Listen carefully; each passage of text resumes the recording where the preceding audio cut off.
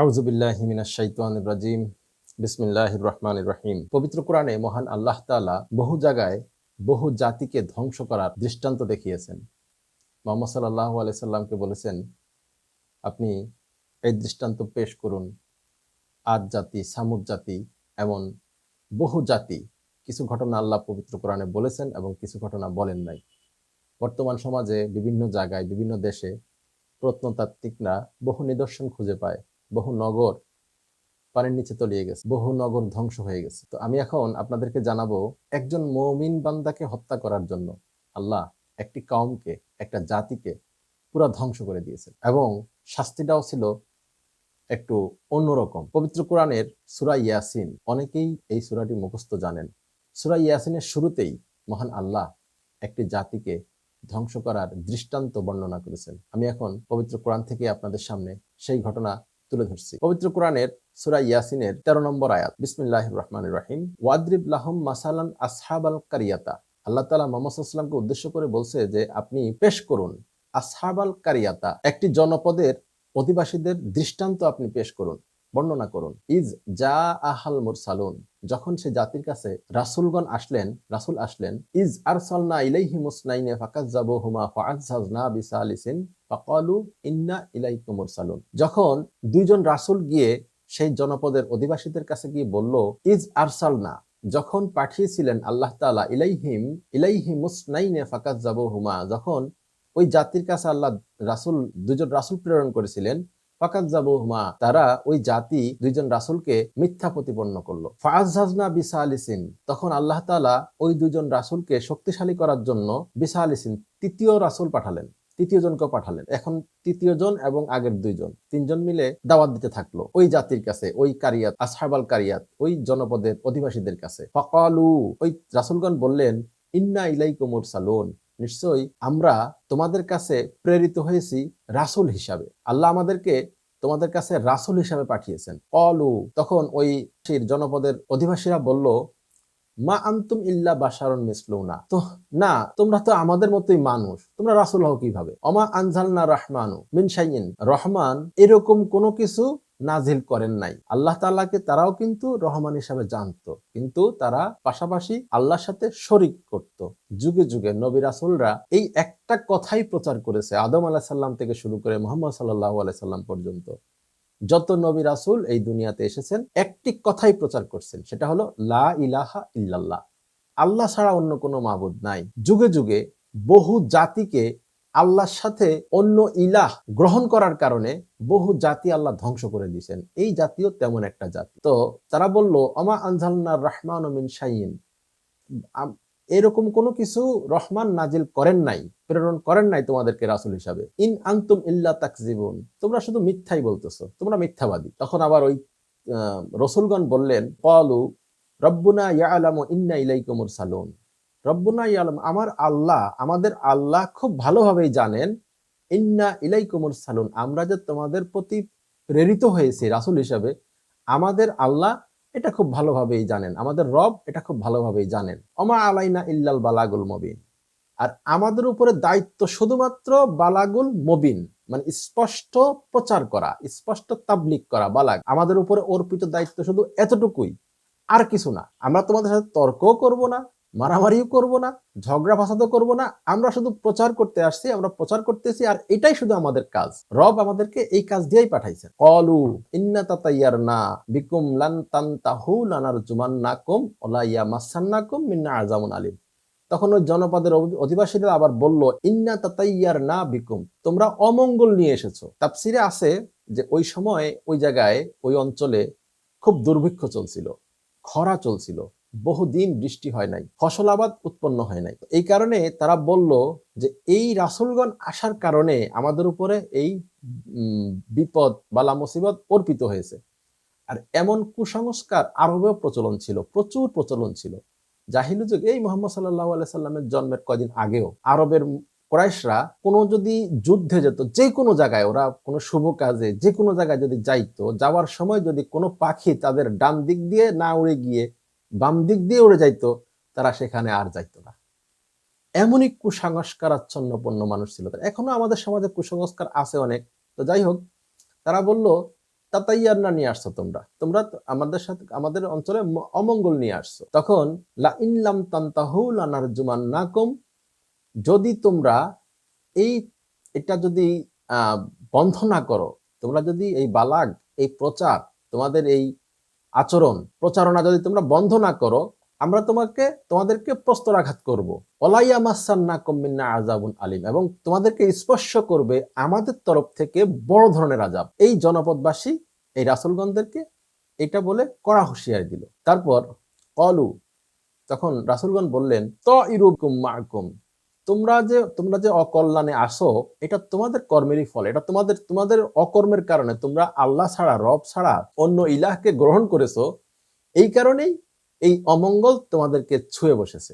এটা তোমাদের কুকর্মের ফল। আইন যুক্কিরতুম বাল আনতুম কওমুন মুসরিফুন, আমরা যে তোমাদেরকে উপদেশ দিচ্ছি, প্রচার করতেছি, ভালো কথা বলতেছি, এইটার জন্যই কি তোমাদের এই কথা বলতেছো তোমরা, যে আমরা তোমাদের অমঙ্গল নিয়ে আসছি?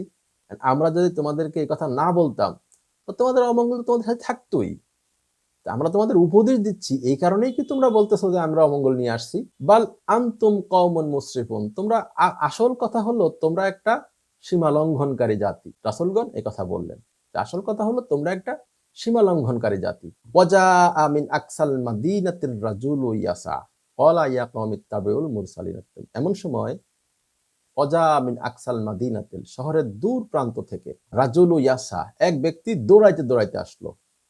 ক্বালা, এসে সে বলল, ইয়া কাউমি, হে আমাদের জাতি, ইয়া কাউমি ইত্তাবিউল মুরসালিন, হে আমাদের জাতি, তারা ইত্তাবিউ, তাদেরকে অনুসরণ করো, তারা নিশ্চয়ই প্রেরিত রাসূল, তোমরা তাদেরকে অনুসরণ করো। দূর প্রান্ত থেকে এক ব্যক্তি, মুমিন বান্দা, এই সেই মুমিন বান্দা, এই মুমিন বান্দাদেরকে মারার কারণেই এই জাতিকে আল্লাহ ধ্বংস করে দিয়েছে। ওয়াজা মিন আকসাল মাদিনাতির রাজুলু ইয়াসা ক্বালা ইয়া কাউমি ইত্তাবিউল মুরসালিন, তো হে আমাদের জাতি, তোমরা এই রাসূলগণকে অনুসরণ করো, এদেরকে মান্য করো। ইত্তাবিউ মান লা ইয়াসআলুকুম আজরান, তাদেরকে অনুসরণ করো, কেননা লা ইয়াসআলুকুম, তোমাদের কাছে তারা কোনো কিছু চায় না, আজরান, প্রতিদান, তারা তোমাদের কাছে কোনো প্রতিদান চায় না, এই কারণেই তোমরা তাদেরকে গ্রহণ করো, মান্য করো, তাদেরকে অনুসরণ করো। অহম মুহতাদুন, এতদ সত্ত্বেও তারা হেদায়েতের পথে আছে, সত্য পথের উপরে প্রতিষ্ঠিত আছে। আমালি আবদুল্লাযী ফাতারানি ওয়া ইলাইহি তুরজাউন, আমাদের কি হয়েছে, যিনি আমাদেরকে সৃষ্টি করেছেন এবং তার কাছেই ফিরে যেতে হবে, তা আমরা তার ইবাদত কেন করব না? ওয়া ইলাইহি তুরজাউন, তার কাছেই ফিরে যেতে হবে। ফাতারানি, যিনি আমাদেরকে সৃষ্টি করেছেন এবং তার কাছেই আমাদেরকে ফিরে যেতে হবে, তাহলে আমরা কেন তার ইবাদত করব না? কি হয়েছে আমাদের? ওই মুমিন ব্যক্তি বলতেছে, আত্তাখিযু মিন দুনিহি আলিহাতান ইয়ুরিদনির রাহমানু বিদুররি লা তুগনি আন্নি শাফাআতুহুম শাইয়ান ওয়ালা ইয়ানফিজুন।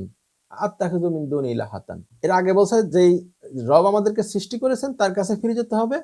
এখন বলছে যে আমরা তাকে বাদ দিয়ে আমরা কেন অন্য ইলাহাতান, অনেক ইলাহ কেন আমরা গ্রহণ করব? ইয়ুরিদনির রাহমানু বিদুররি লা তুগনি, আমাদের রব যদি আমাদের কোনো ক্ষতি করতে চান, বিদুররিল, আমাদের যদি কোনো ক্ষতি করতে চান, তাহলে এই যে ইলাহ তোমরা গ্রহণ করেছো, এরা কোনো সুপারিশ করতে পারবে না, আর এদের সুপারিশ করার কাজেও আসবে না। ওয়ালা ইউনকিজুন, এবং তারা আমাদেরকে, আমার রব যদি কোনো ক্ষতি করতে চান, আমাদের রব যদি আমাদের কোনো ক্ষতি করতে চান, তাহলে এই যে ইলাহ, এই যে যাদেরকে তোমরা গ্রহণ করেছো আল্লাহ বাদে, তারা তোমাদের কোনো উপকার করতে পারবে না, তারা তোমাদের কোনো সুপারিশও করতে পারবে না। তাহলে কেন তোমরা সেই রব গ্রহণ করতেছো? ইন্নী ইজান লাফি দলালিম মুবিন, দলালিম মুবিন, একেবারে দলাল, ওই যে গায়রিল মাগদুবি ওয়ালাদ দাল্লিন, এই সেই দলাল, একেবারে মুবিন, স্পষ্ট পথভ্রষ্টতায় যদি আমরা করি। এটা এত বোঝানোর পরেও সেই মুমিন বান্দা বলতেছে, যদি তারপরেও যদি আমরা এটা করি, গ্রহণ করি, তাহলে এটা হবে একেবারে দলালিম মুবিন, স্পষ্ট পথভ্রষ্টতা। ইন্নী আমানতু বিরাব্বিকুম ফাসমাউন, আমি নিশ্চয়ই সেই রবের প্রতি ঈমান এনেছি, তোমরা শোনো, আমি যা বলতেছি আমার কথা শোনো। কাইলাদখুলুল জান্নাতা ক্বালা ইয়া লাইতা কওমি ইয়ালামুন। কাইলাদ, এখানে মাঝখানে তাফসীর বিশারদগণ, অনেক তাফসীর বিশারদগণ অনেকভাবেই বলছেন যে ইতিমধ্যেই তাদেরকে ওই মুমিন ব্যক্তিকে হত্যা করা হয়েছে, প্রস্তর আঘাতে হত্যা করা হয়েছে। কোন কোন তাফসীর বিশারদগণ বলছেন যে না তাদেরকে চটকায়া মানে ফালাইয়া অনেকভাবে মারছেন, খুব খুব বেদনাদায়ক কষ্ট দিয়ে তাদেরকে মারছে, ওই মুমিন বান্দাকে মারছে খুব কষ্ট দিয়ে। তো এই মারার পরে আল্লাহ তাআলা বলতেছেন কিলা দুখুলুল জান্নাহ, তার জন্য জান্নাতের আদেশ হয়ে গেল, কিলা জান্নাতে প্রবেশ করবে, তুমি জান্নাতে প্রবেশ করবে বা জান্নাতে প্রবেশ করো। ক্বালা ইয়া লাইতা কওমি ইয়ালামুন, তখন সেই ব্যক্তি বলল হায় আফসোস, আমার জাতি যদি জানতো, আমার জাতি যদি, সে মৃত্যুর পরে সে বলতেছে যে আমার আফসোস আমার জাতির জন্য, তারা যদি জানতো যে আমাকে আল্লাহ জান্নাতে প্রবেশের অনুমতি দিয়ে দিছে।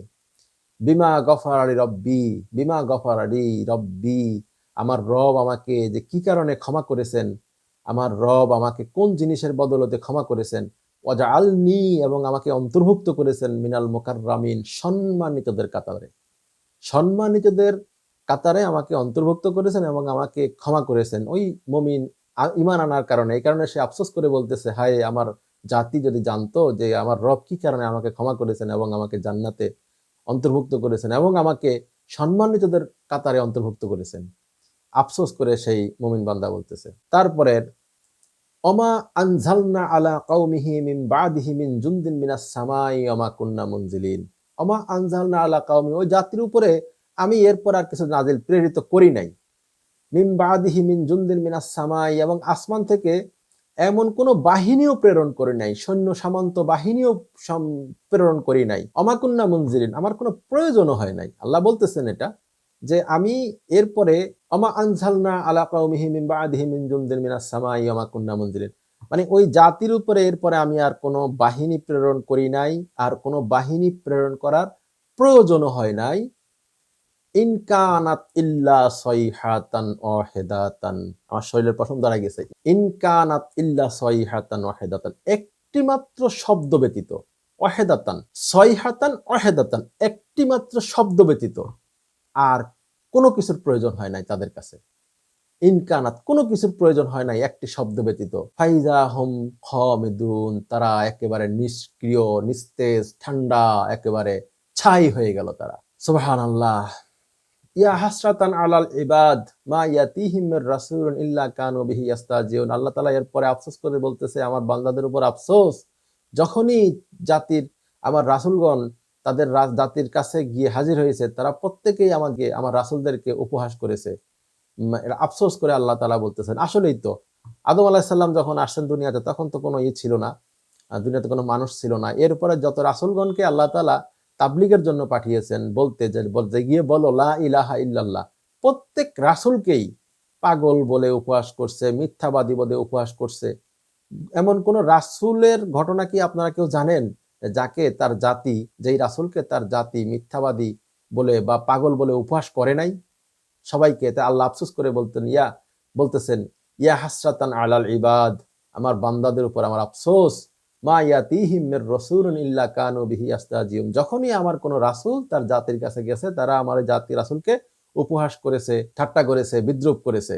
আলাম ইয়ারাও কাম আহলাকনা ক্বাবলাহুম মিনাল কুরুন। আচ্ছা, যাই হোক, এই হলো ঘটনা মূলত। এই যে ইনকানাত ইল্লা সয়হাতান ওয়াহিদাতান, একটি মাত্র শব্দ ব্যতীত আর কোনো কিছু, মানে একটা শব্দ দিয়ে একটা জাতিকে আল্লাহ ধ্বংস করে দিয়েছেন। চিন্তা করা যায়? আমার পশমের, শরীরের পশম দেখাইতে পারতাম যে দাঁড়াই গেছে। আমরা অনেক শুনেছি যে অনেক রাসূলকে হত্যা করেছে, অনেক আকাম কুকাম অপকর্ম করতে করতে করতে করতে করতে শেষ পর্যন্ত গিয়ে আল্লাহ তাআলা তাদের উপরে আযাব দিছে, তাদেরকে ধ্বংস করছে। কিন্তু একটি মাত্র মুমিনকে হত্যা করার কারণে আল্লাহ এত বড় আযাব দিছে, তাও এত মানে করুণ আযাব। শব্দ, চিন্তা করা যায়, একটা শব্দ শুনে আপনার মাথা ঘিনু, পেটের নাড়িভুড়ি সব বের হয়ে গেছে। চিন্তা করা যায় এই আযাব। তো যাই হোক, ধন্যবাদ। আসলে মূল কথা এখানে এই যে জায়গাটা, এখানে আল্লাহ তাআলা শুধু পবিত্র কোরআনে উল্লেখ করছেন, আপনি পেশ করুন আসহাবাল কারিয়াতা, একটি জনপদের অধিবাসীদের কথা। এই আসহাবুল কারিয়াতা, বিভিন্ন তাফসীর বিশারদগণ এই জায়গাটাকে কেউ কেউ বলছে সিরিয়ার আন্তাকিয়া শহর, কেউ বলছে তুরস্কের আন্তাক শহর। জায়গাটা আসলে কোনো নাই বর্ণনায়, কিন্তু আমাদের পুরনো যারা বড় মুরব্বী ছিলেন আমাদের, মানে তাফসীর বিশারদগণ, তাবারি রহমতুল্লাহ, তারপরে আরো যারা আছেন বুজুর্গ, তবে আমাদের তাফসির ইবনে কাসির এই জায়গাটাকে অস্বীকার করেছেন যে না, এই জায়গার এরকম কোনো ইতিহাস নাই যে এই জায়গায় কোনো জাতিকে আল্লাহ ধ্বংস করছে, এরকম কোনো, তো অন্য কোথাও হতে পারে। এটা আল্লাহই ভালো জানেন। আমরা যত বেশি কথা বলবো ততই আমাদের ভ্রান্ত হওয়ার সম্ভাবনা বেশি, মিথ্যা হওয়ার সম্ভাবনা বেশি। আমি যা বললাম এই শুধু পবিত্র কোরআনের কথা, আর বাড়তি যেটা বললাম সেটা তাফসিরের কথা, যেটা আমার বলা উচিত না। আমি যদিও পবিত্র কোরআন রিসার্চ করছি কিছু কিছু বিষয়ের উপরে, তো এই কারণেই আমার বাড়তি কোনো কথা বলা উচিত না। আমি যদি আল্লাহ মাফ করুক যদি ভুল হয়ে থাকে, কারণ মানুষ মাত্রই তো ভুল করে। তবে তাফসীর বিশারদগণ বিভিন্ন জন বিভিন্ন মত দিয়েছেন, এই মতের পরিপ্রেক্ষিতেই আমাদের মতামত সৃষ্টি হয়। যাই হোক, তবে এই আবার বাইবেলে এই জোসেফিন নামে না জানি কি একটা নাম পাইছি আমি, ওই নামে একটা লোক আছে। এই এই যে মুমিন বান্দা, এই মুমিন বান্দাকেও তাফসীর বিশারদগণ উল্লেখ করছে হাবিবে নাজ্জার নামে। তা আসলে কি হাবিবে নাজ্জার কিনা সেটা আমিও জানি না, সেটাও আল্লাহ জানে। তবে ওই যে জোসেফিন স্টেফিন নামে যে বাইবেলের বর্ণনা, সেই বর্ণনার সাথে হাবিবে নাজ্জারের বর্ণনা মিল আছে। হাবিবে নাজ্জারও ছিল মিস্ত্রি, সেই জোসেফিন না জানি কি নাম, সরি আমি ভুলে গেছি, তার নামও সেম। তার ঘটনার সাথে এই ঘটনার সাথে অনেকটা মিলে যায়। তো যাই হোক, এই হলো মূল ঘটনা। জায়গার নাম কোরআনে দেওয়া নাই, তাফসীর বিশারদগণ বিভিন্ন নাম বলছেন। তবে এর মানে এই জায়গার সপক্ষে কোনো হাদিসও নাই যে হ্যাঁ, যে এই হাদিসটা নিয়ে আমরা সেই জায়গার নামটা বলতে পারি। তো ধন্যবাদ সবাইকে। এই হলো আমার আজকের প্রচারণা। অনেকদিন পরে ভিডিও করলাম। যদি ভুল ভ্রান্তি হয়ে থাকে আল্লাহ নিশ্চয়ই আমাকে ক্ষমা করবেন। আমিন। আসসালামু আলাইকুম ওয়া রাহমাতুল্লাহ।